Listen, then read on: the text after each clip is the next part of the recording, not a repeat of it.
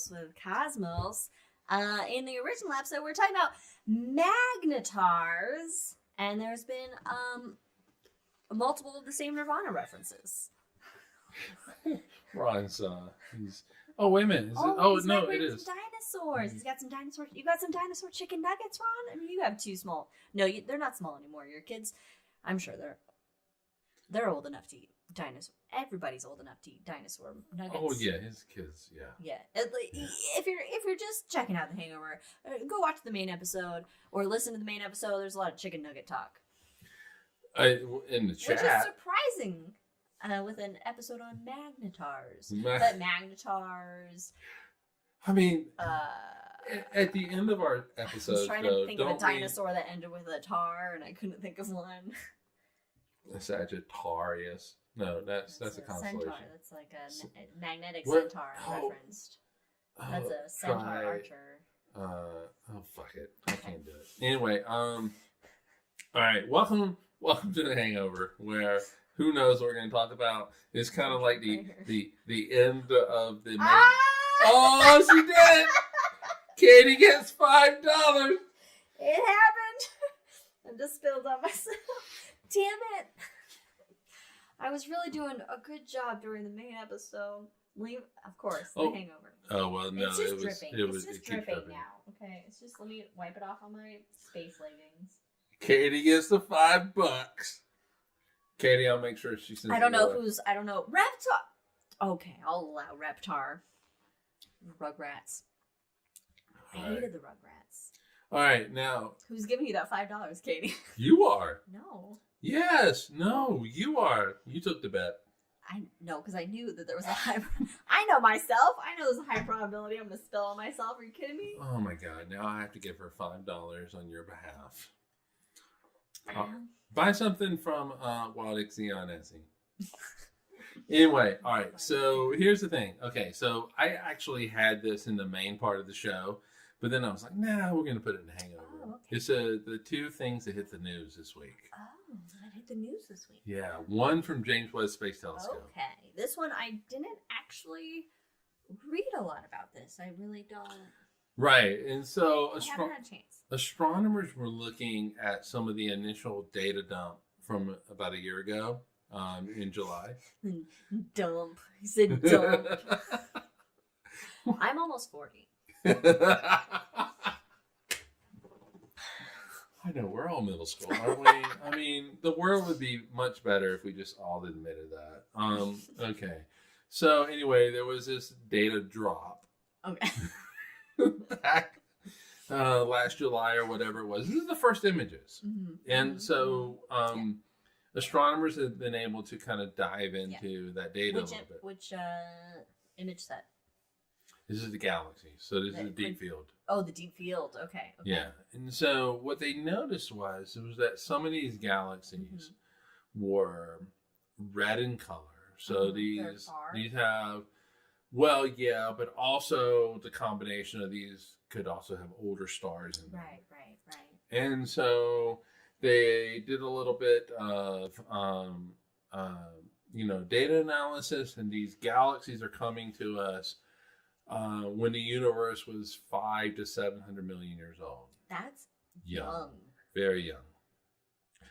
Okay, so that is not necessarily an interesting thing, because there are galaxies that are starting to form at the 500, 700 million year mark. So they're like, this is normal. And so, so basically in the evolution of the universe, you had the Big Bang. And then at 400 million years or so, you're coming out of what is called the Dark Ages of the evolution of the universe. And this is when... You get light. Well, you have light at that point. Okay. The universe has become transparent, not opaque at that point. Oh, okay. And so light is freely flying through the universe. But what you don't have is you don't have the star formation that has occurred in the Dark Ages. It's just energy and matter, but that matter hasn't coalesced into stars to become galaxies. Okay. And so it's considered dark. Yes. You can't really see it. That's what I think that's what I meant was when we had light, it's the star formation. Yeah. And so at 500 million years, you do have a lot of stars that have formed, and they are coalescing into galaxies. I don't know if you know this, but then I just was thinking, okay, 500 million years this is what's happening after the Big Bang. Then what's happening 500 million years after the formation of the Earth? Like just a little comparison of. Oh, I don't know what's happening in 500 million years. Yeah. I mean, it's still, anyway, off topic. I do think there's probably life at that point, but it's microbial. Yeah. But anyway. So we do know that there's galaxies 500 million years after the Big Bang, but we have always assumed they'd be small because of our understanding of how galaxies form as they start small, and then galaxies coalesce through galactic cannibalism. Yes, and become bigger galaxies. But these galaxies that we're seeing 500 million years to 700 million after the Big Bang are as massive as the Milky Way. And that is not normal. That's not expected. That's unexpected. That's unexpected. That is not expected. That's a lot of star formation that then shouldn't have had time to happen. Yes, but more importantly for me is that what it means is we don't fundamentally understand how galaxies form. Which means I thought we already knew that. We were like, we don't really know how they form. We're just kind of shooting in the wind. We're just guessing. But there. Okay, so if you look at, there is a lot of evidence for smaller galaxies coalescing to become bigger. I mean, it makes sense. There's a lot of evidence for just that. Logically. Yeah, and so there's a lot of evidence for that. But I really do love for our current knowledge to be kind of upended, and this upends it. Now, to be fair, there could be some analysis that comes out that goes, okay, so this really didn't happen 500 million years after Big Bang, and this actually kind of does fall in line with our understanding. But as it stands right now, it's like, wait a minute. Yeah. So they from our understanding is that we really should not be seeing anything the size of the Milky Way 500 million years after the Big Bang. And when are we supposed to see things like the size of our galaxy? I mean, because you need time for these smaller galaxies to form, and then you need them to coalesce. Come in contact with and so each other. at least 1 billion years at the earliest. And so this really kind of moves it down, and so we don't understand fundamentally what is happening. And that is just an amazing thing to me, is that I love, maybe it's the inner punk in me where that really kind of wants to upend things, and this really does upend our understanding of things. It's 100% that. Okay, I'll give you that. But this also falls into that. The next thing also falls into that category. Well, hold on. So it just maybe things then happened quicker. Things formed quicker. Yeah. Than what we thought the rate was for star formation and all that. And it just pushes. and pushes there's the timeline really back. There's nothing wrong with that. It's just that we need to understand what the process is to do this, to create a galaxy that is the size of the Milky Way, maybe even a little bit bigger, that from our understanding of how the universe works should not be there. And this is the benefit of the telescopes, even though it is so over budget and so took so many extra years to get up there, that we're seeing why it's beneficial, why it's worth it. And this is from the initial data drop. Because this is just the first look, like, oh, we've turned it on and we've looked at something. And then we're getting already these revolutionary data sets that are making people go, oh, we don't understand anything. All right, well, okay. Okay, I know. I was a little. I'm being. But let's be honest. This is what James Webb was designed to do. And you're making me hungry, Ron. You're making me hungry.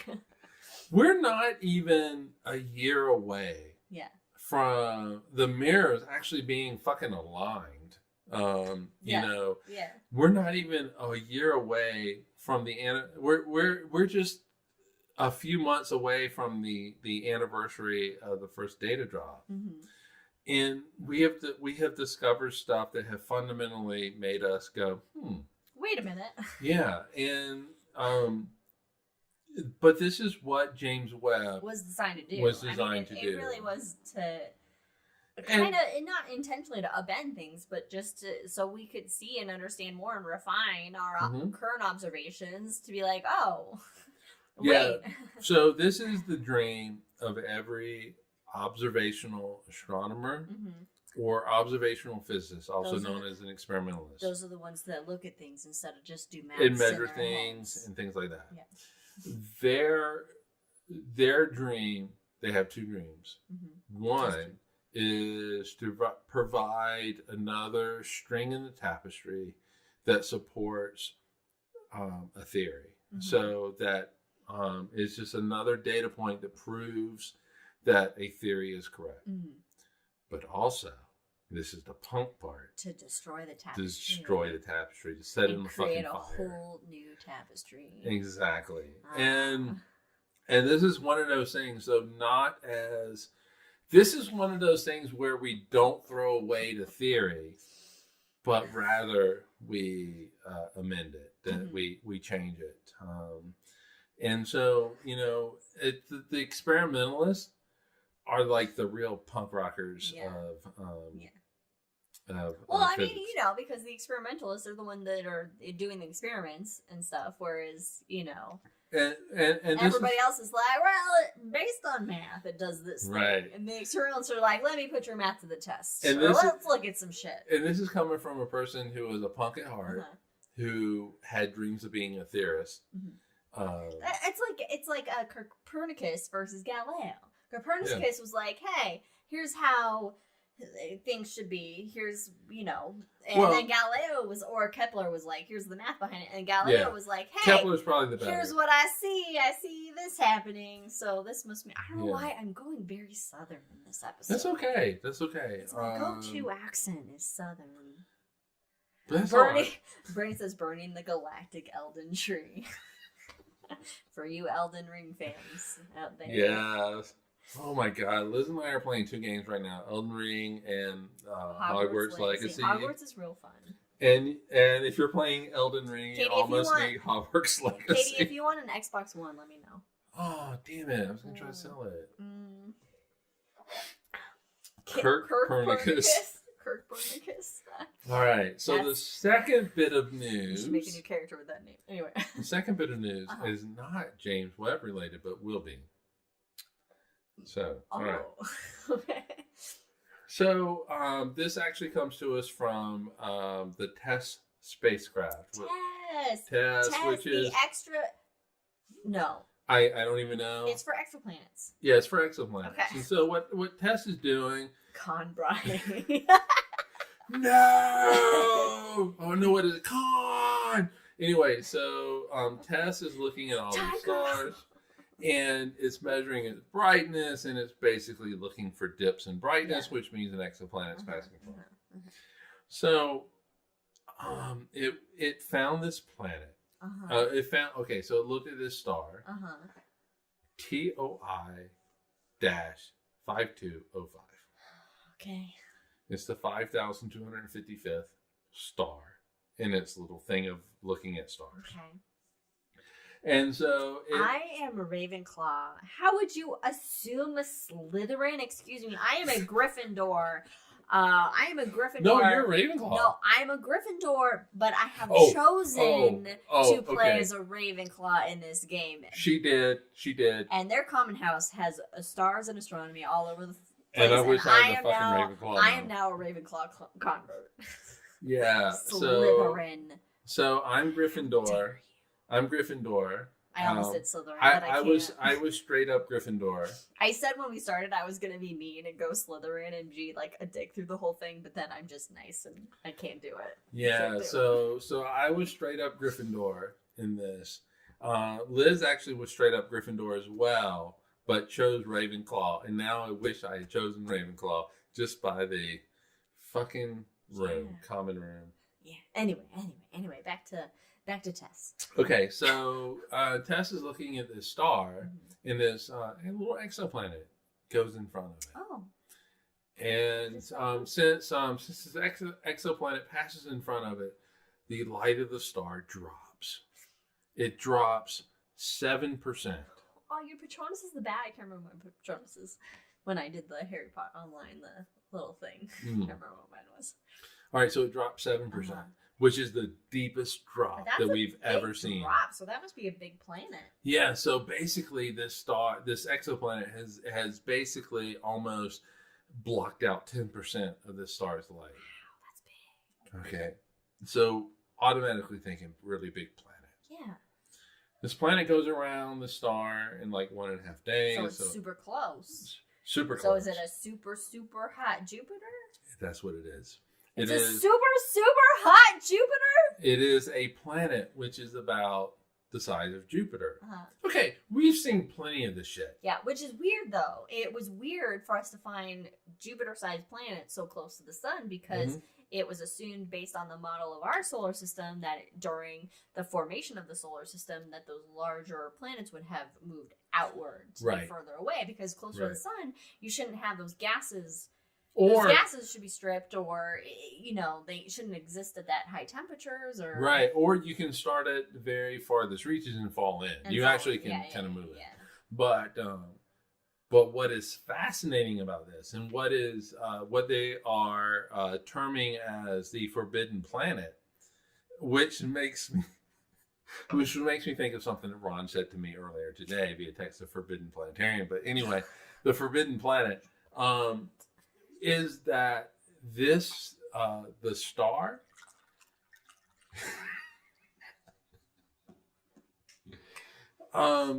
is only 4 times bigger than the planet. Yeah, 4 times bigger. So that's not what? Yeah. How? Yeah. So okay. So this is a small what we call M dwarf planet. Excuse me, star. So it's a very small red dwarf star. How did we get a planet so big? We don't know. We don't know. This is what I'm talking about. We think we know something, and the universe goes, "Hold my beer, hold my beer, hold my drink. Let me show you something." Beer. So this is a planet that is 4 times smaller than its star at a very small distance from it. Where we're talking probably 10% the distance between Earth. Between the Sun and Mercury. So we're probably talking 3 million miles away from the sun, 5 million miles. But how far out does the sun's corona extend? Oh, that's a fucking good question. I don't know. Google it. Chat. Google it right now. Katie's already done it. Google it. But anyway, so this is a planet where right now astronomers can only say we don't know why it should be where it's at. Or you know what? I would say, look. I'm sorry. I know you. I just want to say it's refreshing when there's somebody in a professional field that can be like, you don't know. Yeah. Time will tell. Data will tell. We need more observation instead of just trying to make up a fucking answer. Yeah, and to appease public minds or whatever, their own mind. Well, yeah, it's really their own minds, but that's wild. It really is wild. I think the sun's corona is out to 1 million miles out from the sun. Oh, I want to say it's probably. about 1 million miles. Yeah, it's a corona with lines refracting. All right. 42 star units. Exactly. So, what is this planet that we know exists? This is a planet we know exists. It has been proven to exist. It's not like these things are announced to the world without some sort of data to back it up. They don't just announce it before they. Yeah, so there has been some proof to this, and so we know it exists, and it is a quarter the size of the star that it goes around, which is unheard of. What's the minimum size for a brown dwarf? Oh shit! I think it's like a few times the size of Jupiter, 8 times the size of Jupiter. Okay, and this planet is about the size of Jupiter. This is about the size of Jupiter, and this is a true. And so this is just a real. This is a small ass fucking 42 star. star units again. So this is a small star. This is one of the smallest stars you can get. I think it's something like 10% the size of the sun. And a Jupiter-sized planet formed that close to it, or maybe formed farther away and migrated in. It maybe migrated in. Because if it has such a small gravity, being a smaller star, that it's far enough awayness is much smaller than like for our suns, if that makes sense. I've been drinking, so I understand what you're saying. I understand what you're saying. Yeah, so you used a word that wasn't a word, but I understand. This is truly an exoplanet that really, from our understanding of how exoplanets should form, is fucking weird. That we don't understand it, and like you said, it is just refreshing. It's an amazing thing in which.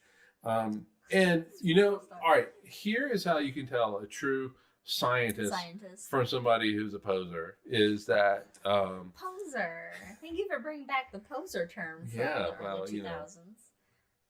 Well, yeah, I'm a punk, so the posers are part of our culture. Anyway, so is that if a scientist will say, we don't know, versus somebody who tries to explain it away somehow. God did it. God did it. It's intelligent design for whatever reason. God put this planet here. This is how it is. Yeah, and so, I mean, it's just, it really is a refreshing thing when you do have somebody that is adult enough to say, we don't know. And I realize that in our culture, we are under the impression, we are under the pressure to say that we do know something. I think it's just a human psychosis. Is like we need to understand things, and we can't handle it when we don't understand something, especially if it's like, I don't know. We just in our psyche, our brains have evolved to a point where it's hard for us not to understand the why of something. Like all 2-year-olds are asking why, or 4-year-olds, whatever age they start talking, know the word why. They're asking why for every single fucking thing, and that's just part of we need an answer, and so it takes a bit of a stronger mind, or I don't want to say stronger mind, but I want to say just maybe more. No, I think a stronger mind. I think it's stronger. I don't know, to then accept when you don't have that answer, when you can't explain something, even though it makes you maybe uncomfortable to not be able to explain something or not have that answer. And that's the point of science, and science is all about really getting answers, but also not having any answers at the same time. Can you stop hitting the mic? I can't. Look, it has the thing around it that's supposed to shock absorb. No, that's true. But I do think that, like, in today's world, is that we do understand so much. With an I, Mom. With an I is the correct spelling. We do understand so much about we understand the world around us so much that we think we should be understanding all of it. Exactly. But we don't understand. So we really are falling into this 1880s trap where we are like, we understand everything. Everything now is botany, where we're classifying things. So that's not the case at all. The universe is forever going to present us with a situation, an object, whatever in the universe that really challenges our view, our understanding of the universe. Do you think we'll survive long enough as a species to understand everything? Or will everything be ununderstandable? Will there always be more to understand or to learn? All right, I think you have two things in this question. I think fundamentally, eventually we can understand the universe. Okay. That might be hubris, but I do think that we fundamentally can't. The laws of physics are the laws of physics and don't change. And so we just need to understand the mathematics to be able to understand the laws of physics. Put the funds into the technology. Yes, that we and need. I do think that we will get there. Whether or not we will survive long enough to get to that is a different question. And I do think after we have at least 2.5 billion years before the sun starts to take us out to figure it out. Well, yeah, okay, and I do think that we could do that, but I do think that given by something that happened earlier today, I don't think that humanity has much. Wait. Oh yeah. Wait. Jack is dreaming. Let's see if we can hear Jack dreaming. I was not doing it. No. Okay. But anyway, I don't have a lot of hope with humanity being able to survive long enough to do it. And I do say this, in all honesty, without comment any further, if father and son can't come together and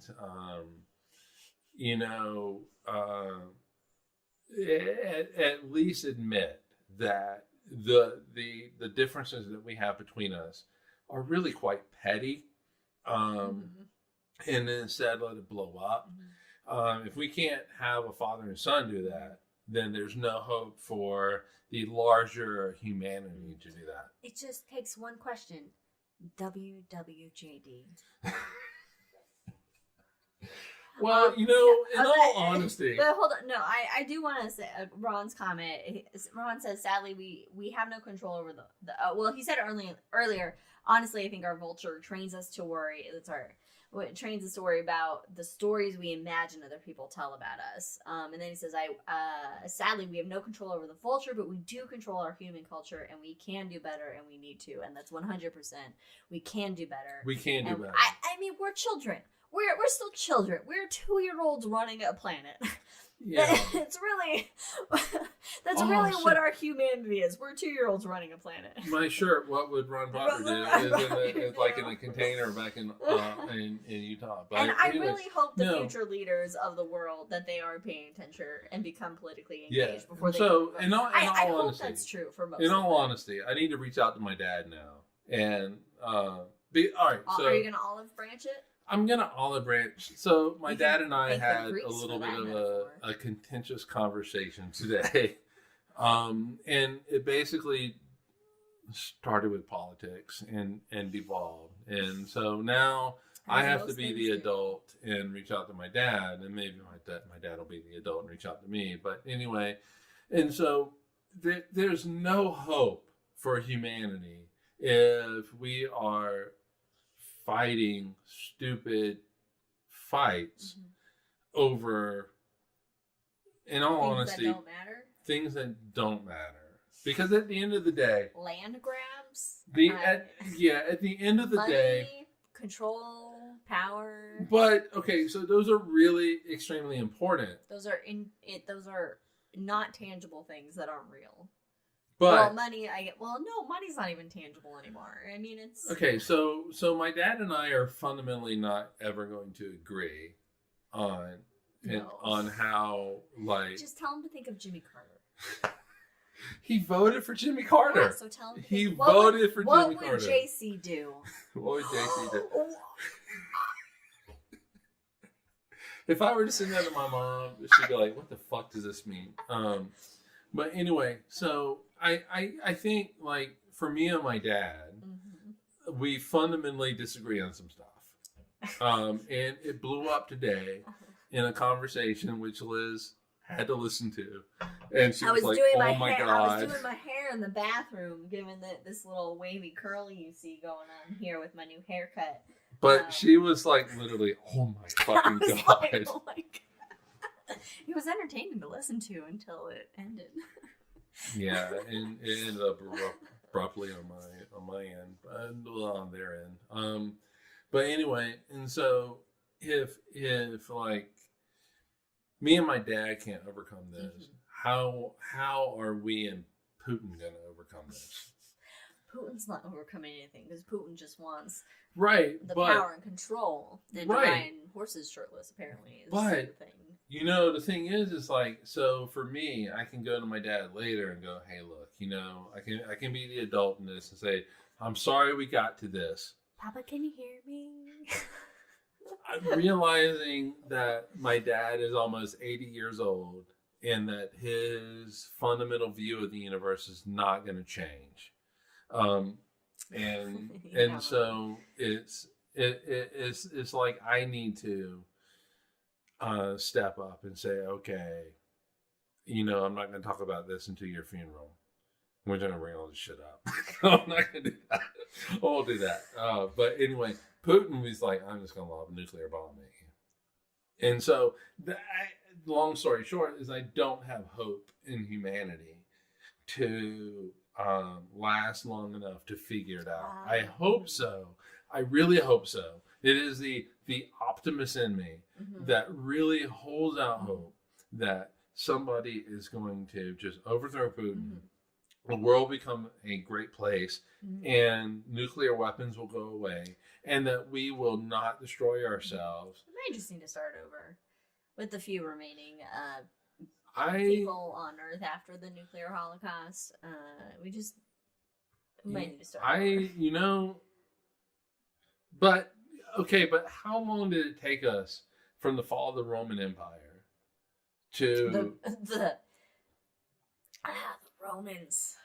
Anyway, I'm sorry. So you had this cumulative knowledge. You had this cumulative knowledge that basically progressed. And what got to the Roman Empire? Greed. Well, okay. Just beyond that. Greed and power. You did, yes, but you did have this cumulative knowledge that came up. Being lost. That became lost with the fall of the Roman Empire. And the burning of the Library of Alexandria. And led by, exactly. And so if something were to happen, we have to start over. So quantum physics goes away. General theory of relativity goes away. Yeah, we definitely do have more knowledge that can benefit us now than the Romans had, than earlier civilizations had that experienced, basically just destruction or whole wipeouts of whatever. I mean, I'm sure there has been so much loss to time and whatever that we don't even know about. I mean, there's so much buried under the ground that we don't know. Yeah. And realize, we don't realize the extent of knowledge of a lot of ancient. I mean, the Romans, they did aqueducts. They had apartments. There was a lot of ants have air conditioning. Ants have made their own air conditioning. I mean, there's a lot. There's a lot. We don't know how much has been lost to history before us from whatever extinction events or whatever has happened. How many Einsteins have we lost because of social circumstances? Right. Yeah. I mean, I'm looking in particular at this is Africa. The part of the Hangover where we get. Yeah. I mean, this took a turn. Africa, India, Southeast Asia. How many Einsteins have we lost? Right. How many Einsteins have not had the opportunity? Have the opportunity to contribute. To use their intelligence who have been forced to go and do other things or be a part of things that have made them criminals or had been. We have Albert Einstein because he was able to sit in a patent office, and those patents made him think. If you look at strategically, and if you look at all the contributions and say just recent science, it's all like white guys, white older guys. How much knowledge? How many contributions have we possibly lost from women, people of color, people? Exactly.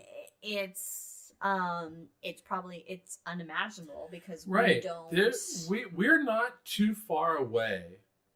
In all honesty, in history, we're not too far away from guidance counselors in high school telling girls that they need to not think about science and instead think about teaching, Right, nursing, the I mean, stereotypical. for me, No, go ahead. I don't. Oh God, I don't even know if I even went to see a guidance counselor in high school. Like, I have no memory of that. But for me, I never thought like I'm not great with math. Math is harder for me. I have to think longer for it, which makes me kind of just shut down. My brain just kind of like shuts down, and then I rely on other people to do it for me. You know, I mean, I can do it eventually, but my brain is wired in a way where it's harder for me to understand the connections. It doesn't Right. come as easy to me because it's a different pattern of thinking, I think, you know. And so like I didn't think I could go into like anything like being an astronomer, or because it's so math heavy or anything like that. I never thought about that as being a career, Right. you know. And so I Right. really didn't know what I could do, you know. I mean, I eventually settled on becoming a history teacher, which never ended up happening because I love history and I can understand and interpret that and translate that, and it's interesting to me, you know. But I didn't really. It's kind of like the things that were harder for me, I never really had that encouragement or like, no, you can do it. It just or anybody to show me like different paths of taking to fulfill that or to fulfill different things, you know. Yeah. Because, you know, I'm a girl, so it's like, you know, being a housewife or, you know, doing things Right. that are more associated with what women do, you know. It's not, and this is me being, you know, I graduated high school in 2003, you know, which is not that long ago, but now I guess is that long ago. You know, it thinks like, I feel like Yeah. we should have been a more. Yeah, so I don't know what I'm graduated. saying. I graduated in physics from Clemson University, December 1996. Mm-hmm. There were two members of my graduation class. There was me and a guy named Andre. Mm-hmm. The years before, it was just dominated by guys. Yeah.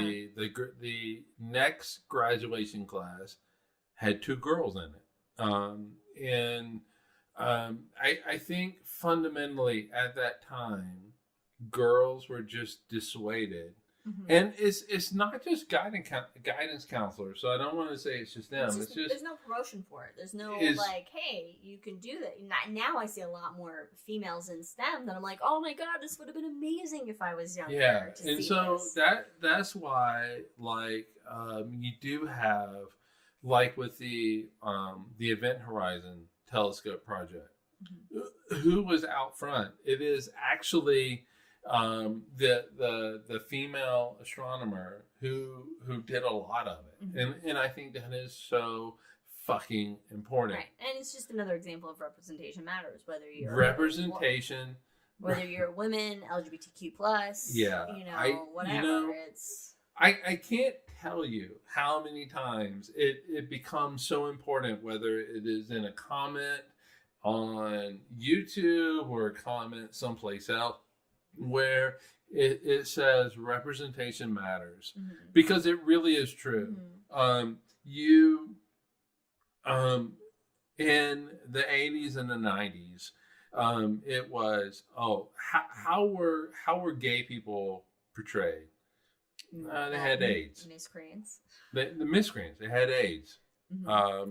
This was the source of AIDS, was all these gay people, mm-hmm. but you never saw them because they chose to get AIDS. They exactly. It is a choice. It is a choice to fuck some guy and get AIDS and, you know, HIV, which eventually becomes AIDS.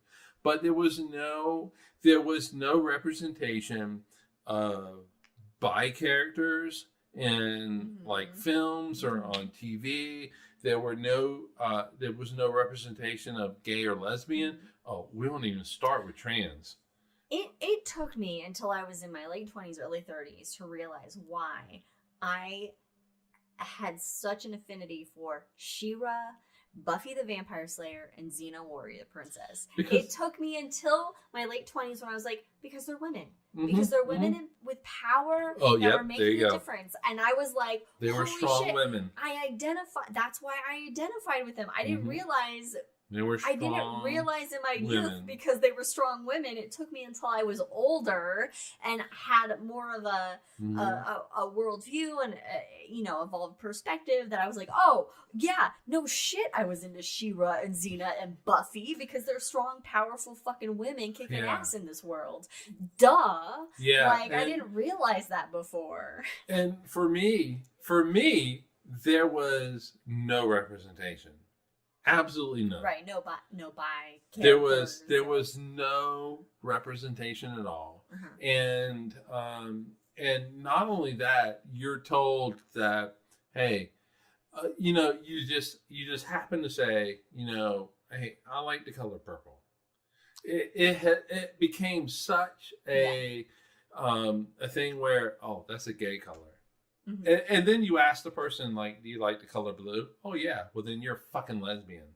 It makes no sense. This whole color thing makes no sense to me whatsoever. Why is blue a lesbian color? Because blue, in like, at this time, is associated with boys. 100 years ago, pink was associated with boys. But whatever. Up until probably fairly...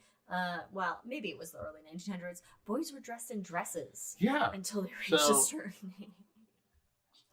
But there was nobody that represented me. And when I was in high school, there was nobody that represented me. And when you did see somebody that represented me, it was somebody that was a deviant or was just fucking weird. Yeah. And for me, get back in the kitchen. Yeah. And so, I was excited when for the graduating class after me at Clemson University, there were two girls. Two girls. Women. Oh, yeah. I'm sorry. Two women. Yeah. True. It was two women. And they actually, the really cool thing was they had gone to the Indiana University cyclotron facility. You went to that, yeah. They knew me. They knew you? They knew me because of the picture. Oh. Because we took a picture. Oh, okay. You had like a group photo. Yeah, and they knew me. I was wearing a Clemson shirt, and they talked to me about it later on. That's cool. So, yeah. I mean, I have hope for humanity.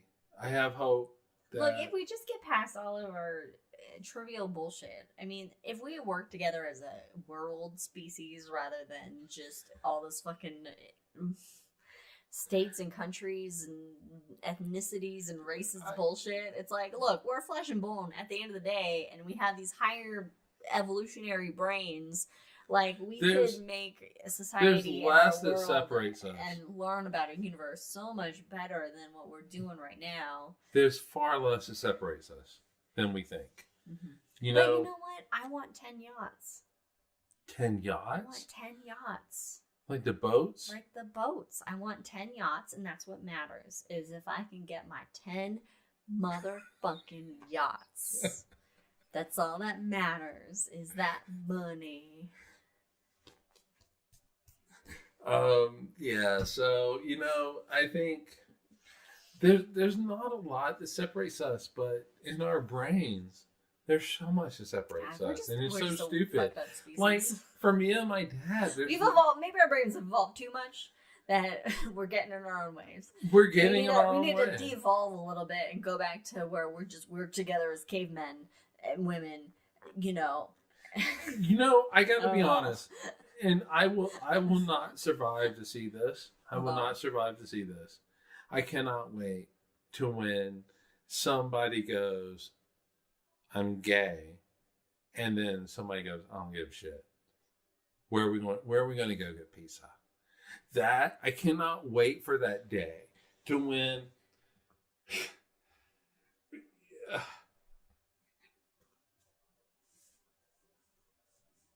This hangover has taken a turn. Look what we've done in this hangover. Right, I can't wait for the day. You gotta say something. We're gonna have pizza later, and we've earned this pizza that we're gonna have. Yeah, right. So I cannot wait for the day, and it won't be in my life where it doesn't matter who people love. That that they're just who they are. That they are. Who cares what bathroom you're gonna use? You gotta poop. You gotta poop. No one's caring. No one's going. No one gives a shit about when you're pooping. Right. So I hold out for the day in which that people are where really and truly the response is, hey, I'm a guy. I like that guy over there. Or I'm a woman. I like that woman over there. Or whatever. Or I'm a man, but I was born a woman, but I'm a man. Yeah. And I like to do things. And people literally go, what do you want for dinner? Which is, to me, I don't give a fuck. And then the conversation goes, I don't know, what do you want? Which is literally, to me, for Chinese? me. No. Well, you said you didn't care. And then it just becomes an argument over dinner. Which for me is, we have come to a point where it doesn't matter. No. And well, we need replicators. For one, because money's a problem in all of this. It's really all, at the end of the day, it's all about. Yeah. I'm a people. And so, okay. I mean, I don't know. I'd rather be Jack the dog, because he's just laying in the cat bed right now and is living his best life without a care in the world, other than when he needs to be let out to go potty or not. So one of my favorite bands is NoFX, which is a punk band. Oh, NoFX. If you just say that, it's no fucks. No fucks, but is also was originally we're not going to put any effects on our guitars. Oh, okay. I thought I just figured out. But I actually, thought I just figured out a deep meaning to no effects. Yeah, no, it's the FX, which is effects. But no, Jack no is fucks. Jack is a bear. Jack, I don't know. We haven't heard from Jack. I don't know if he's still with us, but. But there is a song that they have called is called Fuck You Fuck Euphemism. Fuck you feminism. Fuck you feminism. Yeah. And so it's basically about a song about like how Fat Mike, who's the lead singer of NoFX, went to a bar and got into this quote unquote bar fight with a pronoun bar fight over pronouns with somebody at the bar. It's a different word. Get over it. You say, I know it goes against English grammar. Just say they. Yeah. Or say she. It doesn't. It's a word. And so the guy that Fat Mike was arguing with was like, you're a rock star. You're being queer to basically drive record sales.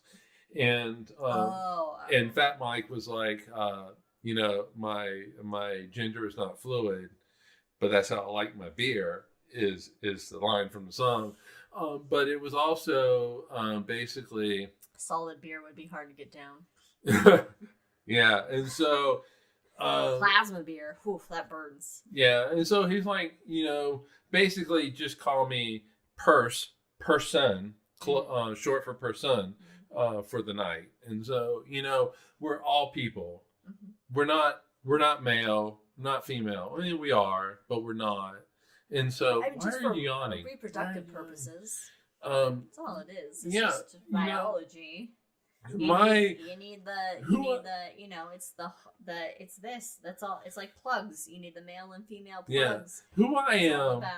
Who I am. Babies that this really and truly does not boil down to being bi or straight or whatever. It is.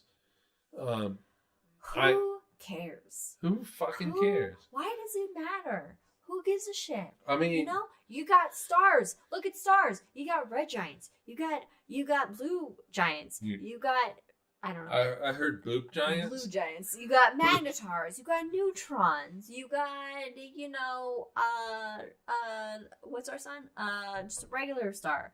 You got black holes. You got theoretical white holes. We'll see if that comes that's not gonna to happen. fruition. We don't have any. You got quasars. You got, I mean, look at the universe and you got planets and you got dwarf planets and you got comets and You're you really got trying to pull this back on you. I'm trying to bring it back to space and reel it in.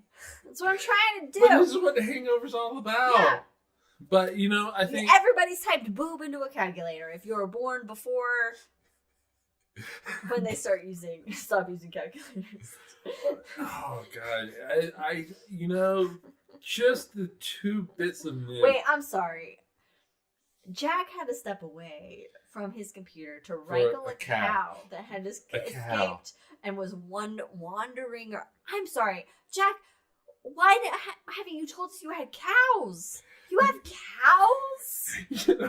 Okay, hold on. It's funny. Your mom is like quiet through this whole thing, and they're like, I missed the ranch life. You had horses. You had 2 horses, Mom. Easy to contain. They couldn't go far. Although, I remember a horse ending up on our porch one day, but that's because the gate was left open. I gotta hear this story. I don't remember what horse it was that was on our porch, but or on our deck. It would be great if Jack could let us know about these cows. You have cows, Jack? But I don't think he has cows. They're not his cows. They belong to a neighbor 2 miles away, and the What? cow ended up in your yard just wandering around, and you had to go wrangle it. That's like our life living in Ogden, is we had to wrangle all the neighborhood dogs that got out. Oh God, we were dog wranglers, every time Rex. we had Rex. the other people. Oh God, their dogs. I don't remember their names. There was the lab that jumped over their fucking 6-foot fence. there was that dog that. Oh God, it was from. Oh, was it from? What's that? What is the Haunted Mansion ride in October? Skeleton. Jack. Jack. Before Christmas. Yeah, Night Before Christmas. What was it? The dog named from that? Yeah, I don't remember. What's the dog's name in Night Before Christmas? Starts with a U, right? A U. Oh, but anyway, we were always hunting down Zero. Zero's the dog's name. Was it? Yeah, it was I thought it was you. It started with a U. No, it was Zero. Uba Zero. something. No. Okay. No. No, Zero. Anyway, we had to get that dog. There were so many dogs. There's so many dogs. We're the dog rescuers.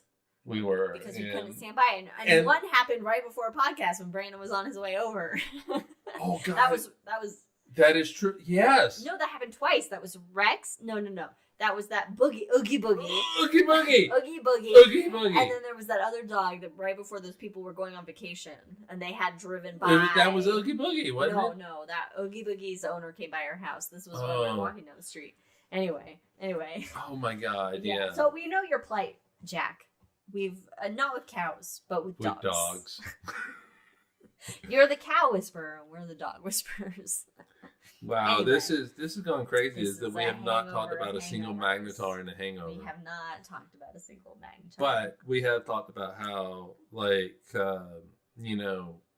our understanding of the universe, as we get more data, changes. And there's nothing wrong with being confronted with things that we don't understand. Yeah, there's nothing wrong with that. In fact, it's good for you. It's good for us as a species. It expands you. It expands your horizons. It allows us to grow as a species. And, you know what? And to be honest, as people, when we accept the unfamiliar, the uncomfortable, the misunderstood, because it really doesn't take anything from us to just accept something, to accept somebody, to just say, okay, I mean, what's it doing for you? How's it negatively influencing your day to be like, all right.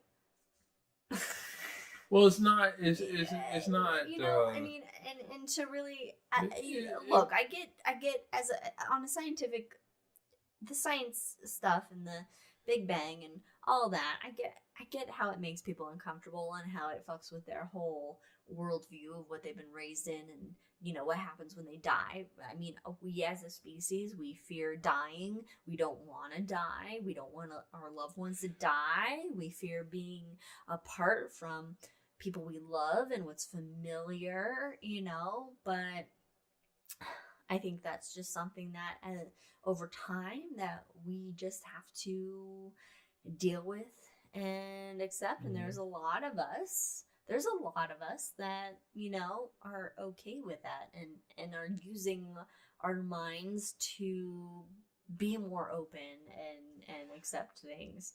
I mean, yeah, I get it's hard to do. And Ron says, I got it on replay, as we get more data, changes. And he could not said it better himself. And on that point, I think it's a good time. Before we go any deeper into I'm in charge of this episode, and Liz is trying to pull us in because we got pizza to get. We do have pizza to get, although we have plenty of time for that. But, you know, we love all of you. And thank you for sticking with us and for watching us and for being here. Yeah, I mean, the Hangover, this is what the Hangover is all about. Right. But, yeah, we did talk about some things that were astronomy related. But, you know, in 2 weeks, join us for High in the Sky, where we'll talk about some things that you can actually see in the sky. We are going to point out to your mom tonight, podcast mom, where the Pleiades are. Yeah, we got to go out early enough because last night it was too late. They were we did some trees. We did have to wait until the moon. Oh, Jack's a Ravenclaw. You know what? I'm not surprised you're a Ravenclaw, Jack. You seem like a Ravenclaw. I'm a Ravenclaw convert now. I was a Gryffindor according to the test I took on the Harry Potter website, whatever it is. But okay, so I think Ron's Batman. I'm sorry, sir. I am Batman as well. I'm Iron Man. No, I'm Batman. Iron Man is the best. Anyway, I'm sure that Katie could tell us more. But what is it with Ravenclaw? Because I think you and I really are actually maybe border. Ravenclaw is more about like the smarts and the intelligent stuff. But No. Hufflepuff is loyalty. Oh, Gryffindor is like the bravery, and Slytherin is just being a sneaky ass fucking snake. Wrong. Okay, yeah. Just kidding. Ravenclaw is intelligent. Yeah. So I think you and I are on the borderline. As long as math isn't involved, I'm okay. I think you and I. We're Griffin. No, there you go. Hufflepuff isn't okay. Oh, we're Griffin claws. Well, thanks we're for Griffin claws. No, she said we're assholes because we don't have empathy. But anyway, we're assholes. Hufflepuffs are sensitive, loyal, like they're just adorable, sweet things. Yeah, but I think you and I are borderline. We're just in general Ravenclaw and Gryffindors. Gryffindors, Ravenclaws, Ravendors. We're Gryffindors. I wanted to go Slytherin. So there isn't a video game I've played where I've gone the bad route, and I was like, "This is the game. I'm gonna go the bad route." And what did I do? I went the opposite of that. And every quest dialogue, I choose like the nicest fucking one. Well, no. With the question though, with Slytherin is ambition, yeah. With Hogwarts Legacy is what we're talking about. So you actually did answer the questions for the sorting, just legit. You did. I did, and then I chose. But you then have the choice of choosing what you really want to do, and I just went with. Gryffindor. Yeah. Gryffindor. But I could have been just as happy in Ravenclaw. Yeah. Well, I also did Ravenclaw because I know you did Gryffindor, so I was like, well, this will be a good way to see a different story, progressive. But then really we went to the common little route. things. Yeah, and then I was like, all right, but I'm a Ravenclaw convert. But all right, I'm going to be honest. Anyway. If you do have an a console to play video games, it's pricey. I get it, but they're all pricey. They are, but get Hogwarts it's Legacy. Fun. We've been enjoying it. To be honest, it does start slow. And Katie, let me know if you want an Xbox One. But Katie, please let us know because we got one for you. But it's actually a fun game. It's a very open world game. I'm looking forward to the Star Wars game that's gonna come out next month. And if you just want to kill shit and be afraid for your life, just play Elden Ring. Yeah. Oh my God, Elden Ring. So anyway, thanks for joining us. We'll see you in a couple of weeks. Is that how you're ending it? Just quick. I can go further. I can go further with if you want to continue with us. No. All right, we'll end this episode here. Anyway, thanks for joining us on the Hangover of Cosmos with Cosmos. We've gone through the normal spectra of things from space things to political and the spectrum with the rainbow, humanity, and the spectrum of the rainbow. So we'll see you around next week. Bye. And you know what? Stay true to yourself. Yeah. Be yourself. Cheers, everybody. Bye.